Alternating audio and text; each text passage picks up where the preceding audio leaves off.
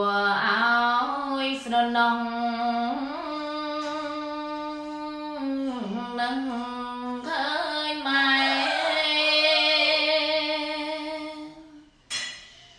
ម៉ែតែ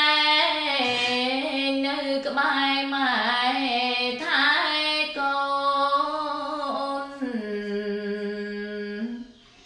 ម៉ែថ្នមម៉ែបងបងនឹងប្អូនយំយន់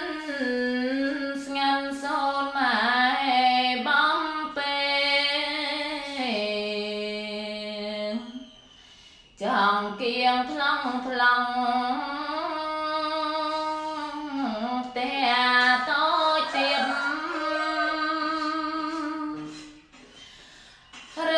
នេះព្រឺសៃខំតែគេ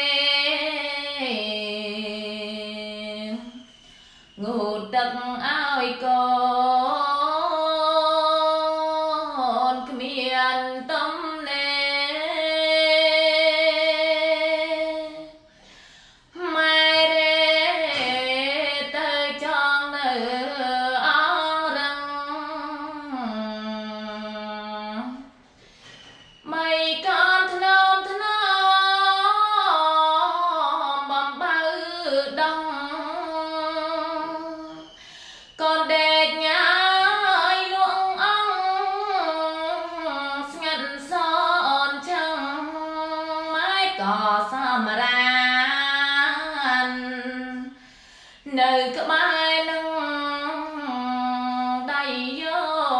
អងរឹងភ្នែកប្រឹងថ្មិច